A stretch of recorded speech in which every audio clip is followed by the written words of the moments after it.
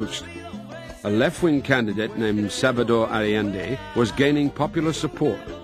His ties to Fidel Castro were of particular concern. He was the spokesman for Castro everywhere. As part of his electoral platform, he had said he would not accept American aid. He had inveighed against American capitalism, described the United States as not really being a democracy, but the Soviet Union was a democracy. Allende promised to nationalize Chile's copper industry, a direct threat to IT&T and concern to other U.S. corporations. I directed that an approach be made to both the State Department and Mr. Kissinger's office to tell them that we had grave concern over the outlook for ITT's investment. As IT&T called on Kissinger to take action against Allende, Pepsi President Donald Kendall echoed the same concern to an old friend, Richard Nixon. If he does it right in Chile, he's going to ensure a good flow of campaign money in 71 and 72. He's got a lot of big money people that want him to do something about Chile. So Chile became the most important national security item they had. What brought about the changes in Chile were the facts that it was being communized by Allende. On September 4th, Allende won a plurality of the vote. It appeared certain that his victory would be confirmed by the Chilean Congress. The election in Chile has been won, but the president has not been confirmed, the new president, Salvador Allende. Chile has, like the United States, a transition period of about 60 days. The CIA declared that Chile under Allende would not be a threat to the United States, but Nixon found the prospect of an Allende presidency unacceptable. As advisor to Richard Nixon, Kissinger followed Machiavelli's rule of flattering, adulating, and serving the powerful to be a success. In a September meeting, Kissinger shared his views on Chile's democratic election. I don't see why we need to stand by and watch a country go communist due to the irresponsibility of its people. On September 15th, Nixon met in the Oval Office with Kissinger and Richard Helms, director of the CIA. Helms' handwritten notes reveal a plan to prevent Allende from coming to power. Not concerned risks involved. No involvement of the embassy. 10 million available, more if necessary. An internal CIA memo dated September 16th outlines the official but secret policy implemented by the CIA under the supervision of Henry Kissinger.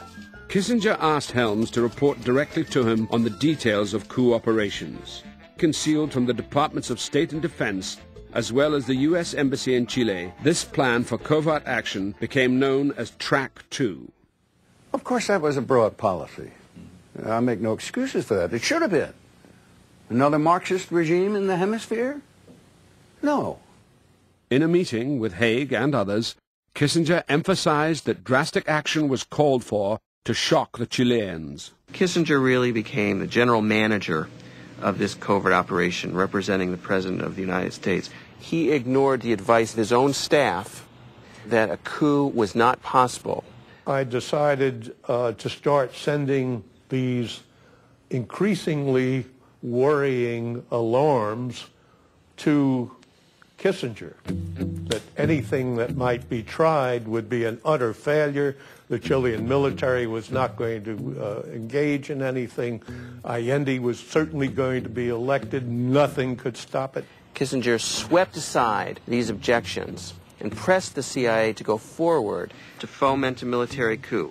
But the third cable was the one that really excited Kissinger, because it said unequivocally that if any adventure were undertaken, it would boomerang against the United States and personally against the president, worse than the Bay of Pigs.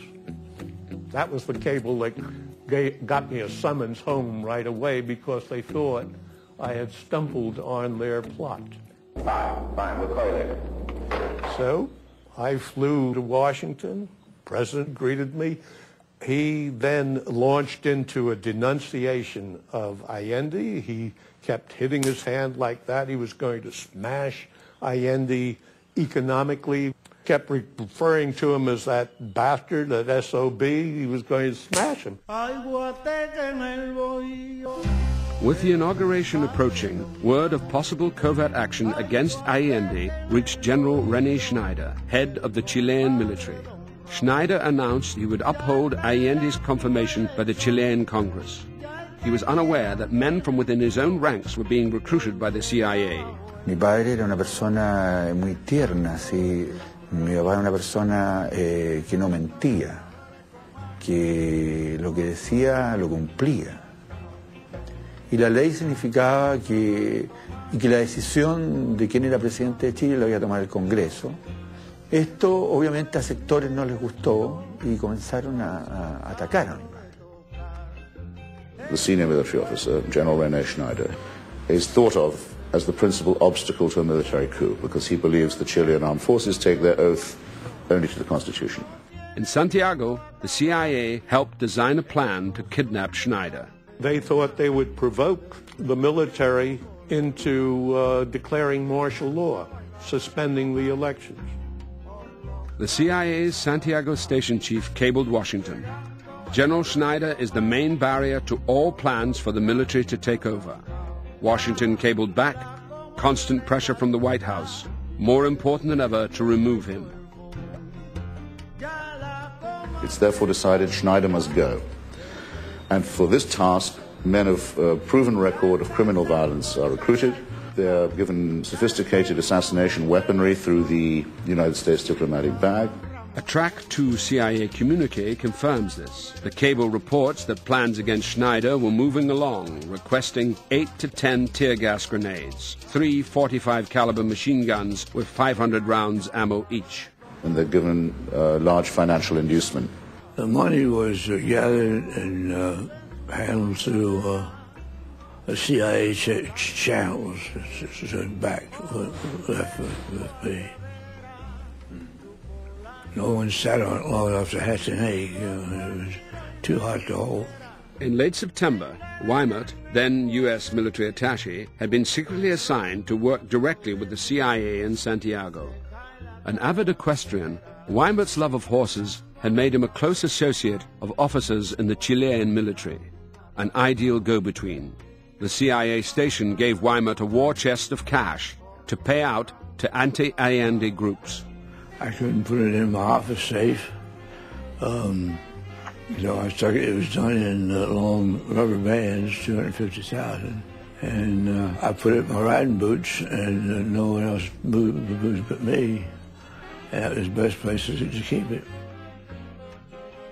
On October the 15th, Kissinger received word that Track 2 coup plotters had made a failed attempt to kidnap General Schneider.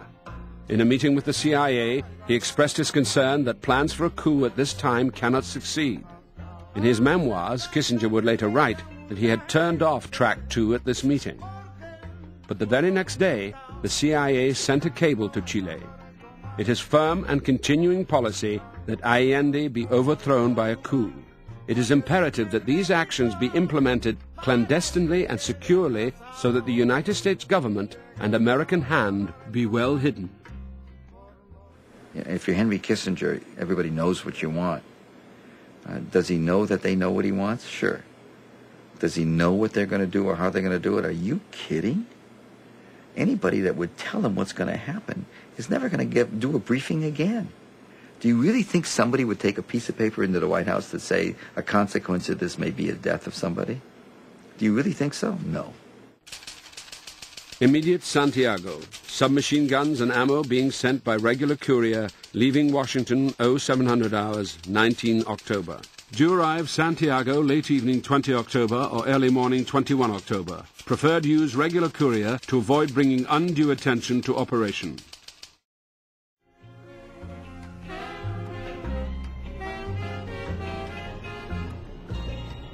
Mi padre salió de aquí tipo 8 de la mañana en un auto que iba solamente con su chofer. Llegaron a la esquina iban llegando a la esquina de Martín Zamora con Américo Vespucio, y el auto ahí fue rodeado por otros y se le impidió el paso. De un jeep que queda al otro costado sale gente, rompen el vidrio con un mazo y disparan hacia adentro. Muchos disparos, ¿te fijas? When they moved the stop sign that morning, and his chauffeur